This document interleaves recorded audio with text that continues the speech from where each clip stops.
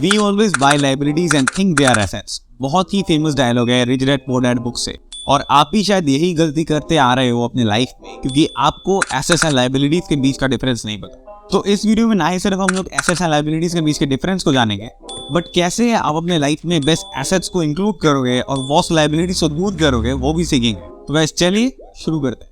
Guys, assets and liabilities financial literacy का वो topic है जिसने वर्ल्ड के बेस्ट फाइनेंशियल एडवाइजर्स को दो ग्रुप में डिवाइड करके रखा हुआ है। जहां एक साइड रॉबर्ट कियोसाकी जैसे गुरुज हैं जो एसेट्स एंड लाइबिलिटीज को शॉर्ट टर्म में देखना प्रेफर करते हैं और कहते हैं कि एसेट्स वो चीजें हैं जो आपके पॉकेट में मनी इन करते हैं और लाइबिलिटीज वो चीजें हैं जो आपके पॉकेट से मनी आउट करती है। और दूसरी साइड सूजी ऑर्मान या जिम क्रेमर जैसे गुरुज हैं जो कहते हैं कि एसेट्स वो चीजें हैं जिनकी कोई फाइनेंशियल वैल्यू है और वो आपको इनकम जनरेट करके दे सकती है, ऐसा नहीं कि देती ही है। और रही बात लाइबिलिटीज की, तो वो हम लोग वीडियो के एंड में डिस्कस करेंगे, क्योंकि आप अपने लाइफ में एसेट्स को अक्वायर करो या ना करो, बट अपने लाइफ से लाइबिलिटीज को दूर करना इज वेरी वेरी इंपॉर्टेंट। तो इस वीडियो को आप एंड तक देखना। अगर आप अपने घर का एग्जाम्पल लेंगे तो आप देखेंगे कि there are two thought processes on this. कुछ गुरुज कहते हैं कि आपका घर एक लाइबिलिटी है क्योंकि आप उससे कोई भी इनकम जनरेट नहीं कर रहे हो, आप सिर्फ और सिर्फ उसका डेकोरेशन पे, उसके रिनोवेशन पे खर्चा ही कर रहे हो अगर आप उसको रेंट पे नहीं दे रहे हो तो। और कुछ गुरुज कहते हैं कि आपका घर एक एसेट है क्योंकि आप उसे ओन करते हो और आप इन फ्यूचर उसे सेल करके एक large amount of money acquire कर सकते हो। तो गाइस, ये जो स्कूल ऑफ थॉट्स है उनको अगर आप डिटेल में समझोगे तो आप देखोगे कि जो रॉबर्ट कियोसाकी का साइड है उसमें वो गोल्स को तो रखते हैं लॉन्ग टर्म, बट एसेट्स को क्लासिफाई करते हैं in short term gains and losses.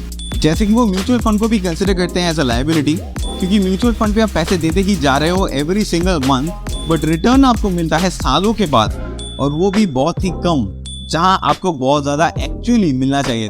जहां दूसरा थॉट प्रोसेस रहता है कि एसेट्स को आप लॉन्ग टर्म दे, जैसे कि आप जो अपने घर पे खर्चा कर रहे हो इन रिटर्न वो आपको शेल्टर प्रोवाइड कर रहा है, एज वेल एज आप उसको फ्यूचर में सेल करके भी एक अच्छा खासा अमाउंट अक्वायर कर सकते हो। So guys, the million dollar question is आपको अपने लाइफ के एसेट्स के बारे में पता कैसे चलेगा। तो आप यहाँ पे दो थ्योरीज हमेशा याद रखिए। नंबर वन, उसका वैल्यू कभी डेप्रिशिएट ना करे, और अगर करे तो बहुत जल्दी बाउंस बैक भी कर जाए, और अगर हो सके बहुत ही अच्छा होगा कि सिर्फ अप्रिशिएट ही करे, जैसे कि लैंड। एंड नंबर टू, वो आपको पैसे कमा के दे, और अगर ना हो सके तो एटलीस्ट आपसे खर्चा तो ना कराए।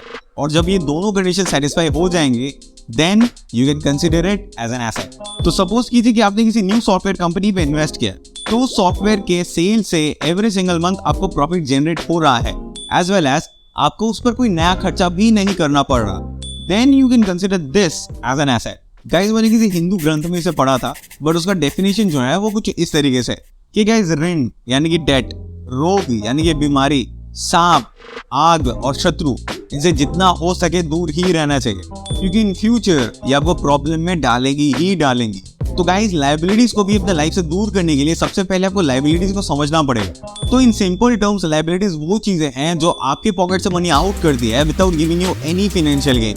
जैसे कि आपने कार खरीदी बैंक से हाई इंटरेस्ट लोन लेके, बट आपके घर में कार ऑलरेडी पड़ी हुई है जो कि एक्टिव कंडीशन में, then this new car will be a liability.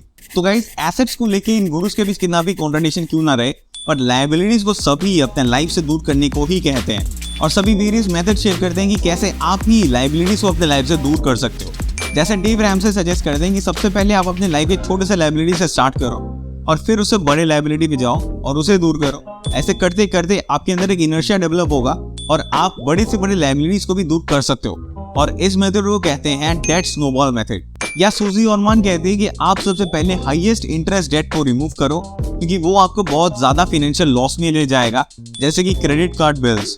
या आप रॉबर्ट कियोसाकी का मेथड फॉलो कर सकते हैं, जहां रॉबर्ट कियोसाकी कहते हैं कि आप सबसे पहले एसेट्स को अक्वायर कीजिए जो आपको बहुत ज्यादा इनकम जनरेट करके दे एवरी सिंगल मंथ, और उस इनकम से आप फिर अपनी जितने भी लाइबिलिटीज हैं उसको आप रिजॉल्व कीजिए। जैसे कि आपको अगर अपना कार लोन पे करना है तो आप अपने घर को रेंट पे भी दे सकते हो, जो आपको हेल्प करेगा आपकी कार लोन को पे करने में। तो गाइस, मेथड कोई भी हो, आपको अपने लाइफ से लाइबिलिटीज को दूर करना ही आपका प्राइम फोकस होना चाहिए।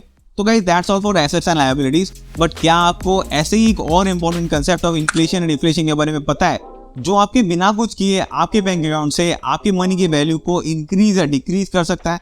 If no, then check out this video. और अगर ये वीडियो अच्छा लगा तो इस वीडियो को एक लाइक कर देना और इस चैनल को आप सब्सक्राइब कर लेना। मिलता हूँ आपसे नेक्स्ट वीडियो पे। Till then take care and bye bye.